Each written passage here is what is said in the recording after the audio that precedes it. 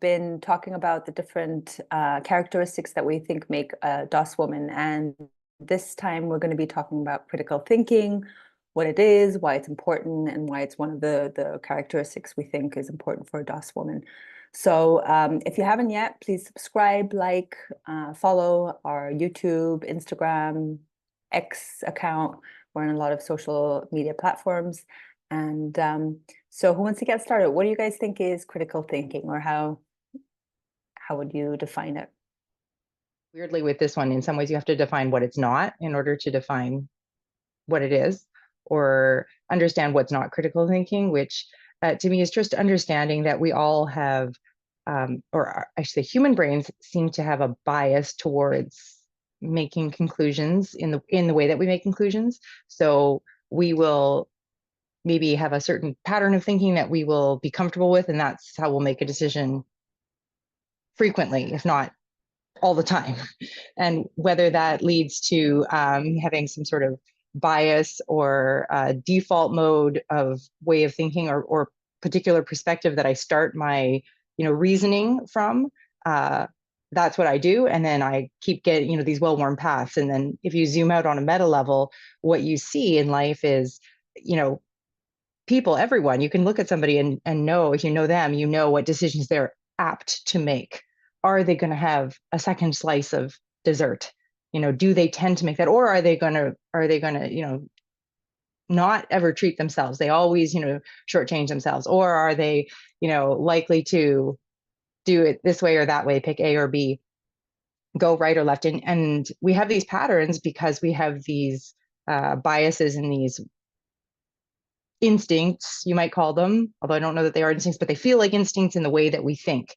And that is not critical thinking, would be my definition, at least for that. And so in general, it's important. Why is it important in life? If you want to make decisions that are not just the same decision all over again, if something's not working for you and you keep having that extra slice of dessert and it's really causing you, grief in life, you need to be able to think differently, hence critical thinking.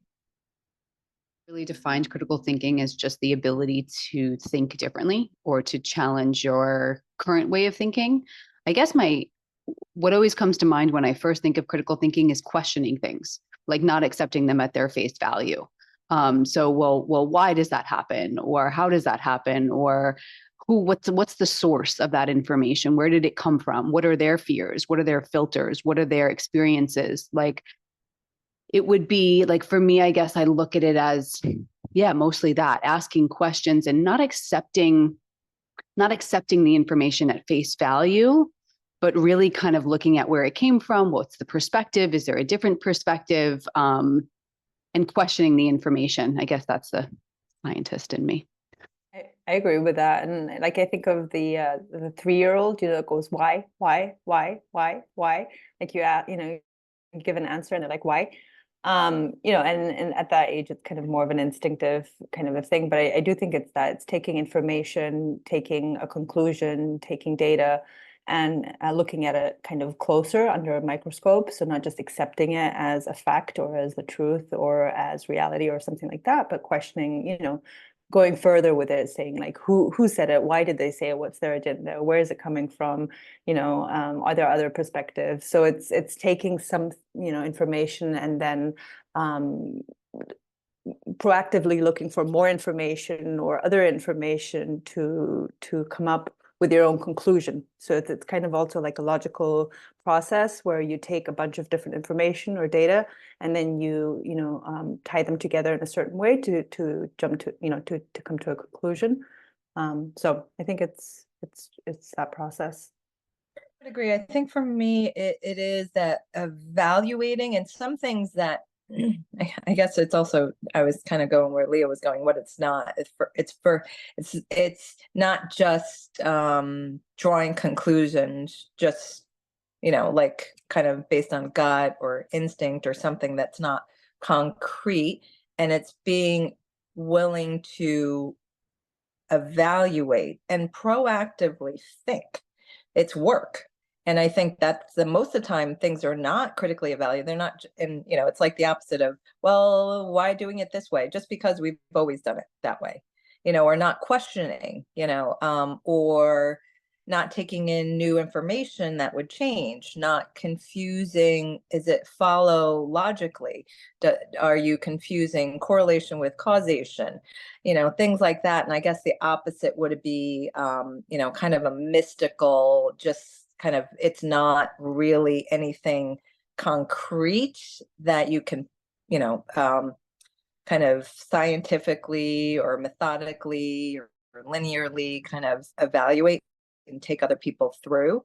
So there's like a process. There seems like there's something that you can also teach people how to think critically. So one thing that came up right now as I was thinking is that the biases usually also have to do with emotions, with our own, you know, filters of, does it feel good? Does it not feel good? You know, had something happen in my life that I was kind of like, you know, I don't want to see this. So I rarely put thinking and feeling together. And I know most people feel like, you know, there's like separate, and we are a whole human, right? And then there's all these processes that take place. So I think that feeling is also a very important piece in this one, because we need to be aware of our emotions when we are trying to think critically, because otherwise it's going to be another bias. So Why is it a DOS characteristic as well? A DOS woman characteristic? Really, you know, this really hits home. Why do I think it's important? You know, I guess, you know, if you look at what happens when people don't critically think, you start to see what the importance is. You know, I mean, I can use COVID as an example. I could use what happened to us in the media as an example, but oftentimes people accept information at face value. I mean, even if we were to just take the prison system, you know, we have a lot of biases about different races or different social classes. And oftentimes people will just make a snap assumption about someone based on a social class or a race or a something. And they'll assume that, oh, that person must have done that thing or whatever it is. But we have these biases, and if we're not aware of our biases or our prejudices, we make these decisions without asking questions. Or we think, for instance, in our situation, that the media or the government has, or the FDA or whatever governmental agency that we trust has our best interest at hand. And if we go based on that assumption and we don't question that assumption and potentially think, well, you know, there are humans running the FDA, there are humans running these governmental systems, maybe they might have their own agenda. Maybe there may be something bigger going on. Maybe they, you know, there may be other things going on. Then we accept that kind of premise or assumption that they have our best interests at hand, and we miss that there's an agenda that they're presenting that information to us with. I mean, the COVID situation was a perfect situation. I mean, there was a lot of information hidden by Pfizer, by the FDA. They asked the legal system if they could hide that information for 75 years, basically not release it to the public until most of us would be dead. So if you make that assumption, you miss all this other information of how the drug companies or other companies may have been wanting to communicate a very specific agenda through the media. So I think that's the importance of critical thinking. I mean, it can be as important as, shoot, you and your family are really making decisions that are, you know, could cause death or serious illness if you're not critically thinking, or you destroy somebody else's life and put them in prison unjustly, et cetera, et cetera. There's a lot of things that I see on the news that I'm like really questioning. I'm like, well, you know, like this is the news, but like what's really going on? What's the other side? Like rarely I see news that have, you know, both sides of the story. It's usually one-sided. So that tells us that we don't have all the information. But if you're not critically thinking, you know, you just exactly like accept that information as like, oh, this is what's happening. So I really think, you know, I was taking it to kind of like my life, and Why is it important? That's something that I want my children to grow up having, and we're putting a lot of effort in their education so that they can have that. And why is it so important? And I really think it ties to I know it's gonna sound I don't know, I'm talking about feelings a lot this time, which I really didn't expect it, but I really think it ties to their happiness, in the sense of, like, if they can critically think their way through life, they will most likely make choices that support their values, that support the way that they want to live. And, ideally, even if there's something that's going on for them in society that doesn't, it doesn't really match what they're trying to do, what they're thinking, or what their values are, that they can, stand up and say, like, you know what, yes, I know that everybody's doing all these things, as teenagers especially, everybody's playing this and this, and everybody's doing this and that, but what do you want? What are the things that are important for you? So I really think that it is a very important piece in someone's success, I want to say it that way, because otherwise, and how do you know where you're standing? How do you know what's important to you, and how do you know how to follow that? And I think that's why part of the reason why they really stressed that when we were in DOS. That was something very important for us. It's also, the difference of taking taking the reins of life into your own hands in a way, and becoming kind of a grown-up, self-sufficient, problem solver, things like that, as opposed to someone who's gullible and brainwashed, essentially. Because if you're not being critical thinker, you're being brainwashed, meaning you're just accepting everything that's being told to you. You're not evaluating it, you're just accepting it as is, and you're not using your own head, mind, experience, all of that kind of a thing. So I think it is the difference between being an independent grown up who can make responsible choices and those kind of things, and being more of a adolescent. Interesting. There was an experience I had in DOS that I guess I would consider this critical thinking, but it was something that I had never really done with my own experience before. And the assignment was for me to take one particular instance or circumstance in my life and to be able to see it from 6 different perspectives. And Angie, this kind of speaks to what you were talking about. It's not necessarily just about the thinking portion, but there's a very different emotional experience of that circumstance in my life if I look at it from different perspectives. But not just the perspective, feel that perspective. So like one perspective would be to see that circumstance as absolutely tragic. Like, oh my God, this was absolute, like feel the absolute utter pain and devastation of that situation. Another way would be to see it comedically, like, how is this funny? And genuinely be able to change your perspective and see it as like, what do they say?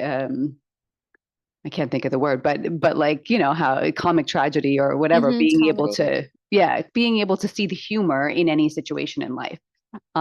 Being able, there were 6 different ways that I was asked to look at it. You could see I haven't been practicing, but but there were 6 different ways to look at one circumstance. And it was incredible the amount of freedom of thought that gave me, because I think we do identify ourselves with our beliefs, or we identify ourselves with our thought, oh, we must be right. We're right about this. We're wrong about this.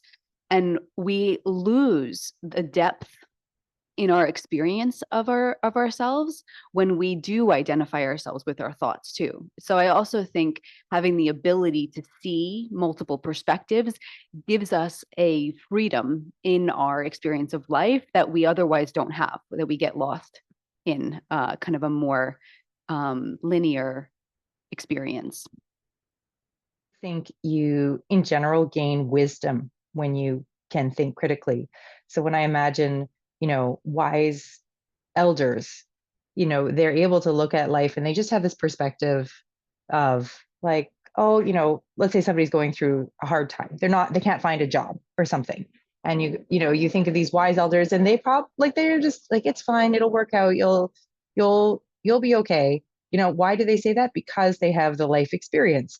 Well, the way you can, I think, sort of hack it and gain wisdom sooner is by practicing, like you're talking, Danielle, practicing your critical thinking, because you can live through experiences and realize through life experience that there's different ways to look at it. Even just the difference of, like, I look at, say, going to high school, very different perspective when I was, a child looking at high schoolers, when I was a high schooler in high school, when I had just finished high school, and now I'm looking back on it, when I'm now, many years out of high school, looking back at it. And, it might change again, as I age, but we can speed up that process by, engaging our brains to critical thinking, look at it from this, whatever thing, from different perspectives, and improve our wisdom. And I think that does lead to just a more settled, satisfying, joyful life. Worth it. It's also so important at the moment with, AI. I've seen this so much on Facebook, or, articles or pictures or videos, or where, like, someone posts something and, people just kind of accept it as that's the person, or that's reality. Or, there was like videos of these beautiful birds, and like thousands of people were like, oh my God, they're amazing birds. And, you look at them closer and you're like, these aren't real birds, they're AI generated. But so many people didn't even, use their critical thought to look at it closer, to go, like, if these birds existed, I would have seen them somewhere, and they're moving differently. So it's something that right now, I think more than ever, there's so much information that's being presented that's false, that if we don't use critical thinking, we're just being kind of duped, and maybe making decisions based on them that are faulty. So very important right now. Yeah, that was one of the things that I was thinking that I forgot to say. I think we need logic to be able to critical think. Because otherwise, like, you need logic, and by logic, I don't only mean, like, yes, I do think a child cannot be a critical thinker yet. They need to develop certain things, but you also need your experience, and you also need to trust that, that is somewhere. He's like, hey, like that doesn't look like a bird, like it moves differently, or this is not the way I've seen the wings, or whatever. Like, I think when you have a certain logic, when you observe, and when you're engaged, you can tell those differences. But it's hard, and I agree with you, it's like really hard these days to come up with those type of thinking. Yeah. So thank you all for listening to our discussion about critical thinking. We hope you enjoyed it and gained some wisdom from it. And hopefully you'll go out and see how you can become a better critical thinker too. If you haven't yet, subscribe, like, share, and we look forward to sharing our next DOS woman characteristic coming soon. Thank you. Bye.